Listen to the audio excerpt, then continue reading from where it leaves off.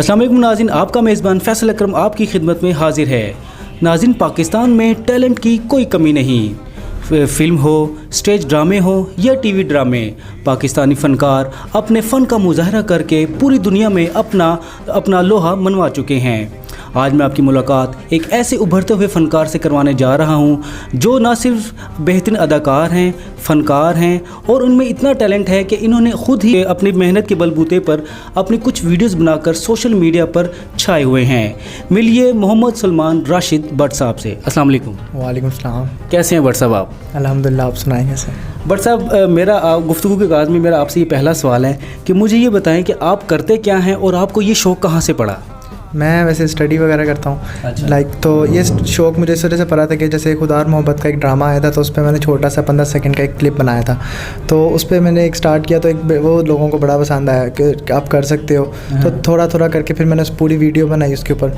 फिर आगे आगे करते करते अब मैं काफ़ी 2.5-3 मिनट पे आया, अब 4.5 मिनट की वीडियो बनाई। खुद मेहनत की कि उसके ऊपर मेहनत कर सकूँ और ज़्यादा से ज़्यादा अच्छी अच्छी वीडियोज़ बना सकूँ।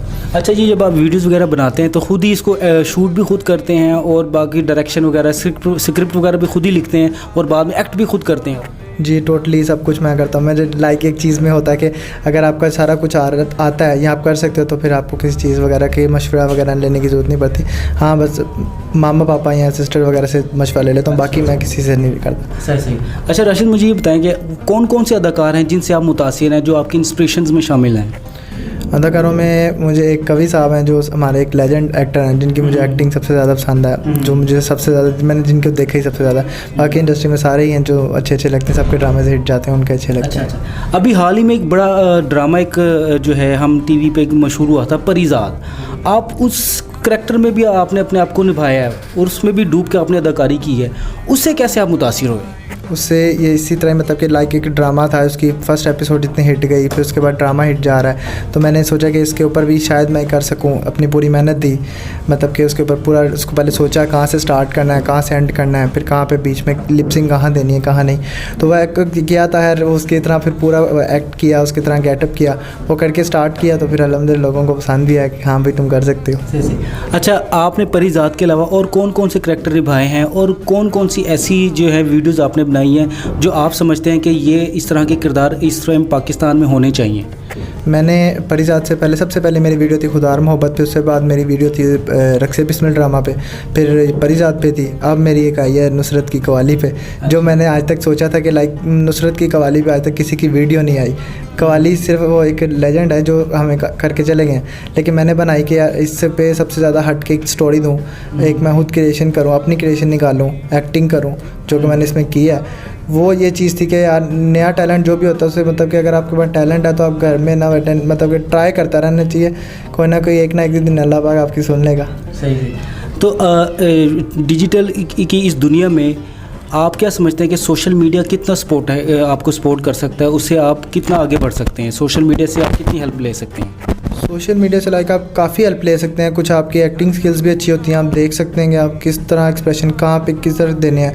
फिर कुछ काफ़ी हद तक आपको ये भी कह लें कि आपको सपोर्ट मिल जाती है, लोग आपको देखते हैं, लोग आपको कुछ लाइक भी करते हैं, कुछ डिसलाइक भी करते हैं। जहाँ 50-50 होता है हर जगह पे, बट ये चीज़ होती है कि मुझे जहाँ तक है काफ़ी लोगों ने कहा कि हाँ भाई अच्छे भी बनाते हो, काफ़ी ने कहा बूढ़ी भी है ये वो, बट मेरे लिए यही है कि सपोर्टिव भी है फ़िलहाल तो, कि मुझे अभी फ़िलहाल लोग सपोर्ट भी कर रहे हैं कि आप बना सकते हो, इससे अच्छी और बनाओ, इससे अच्छी और बनाओ। तो मैं ये है जो मुझे सपोर्ट कर रहे हैं, मैं उसके हिसाब से फिर मैं आगे जाता हूँ कि यार और बनाऊँ, कोशिश करता हूँ कि इससे अच्छी और बनाता जाऊँ। सही।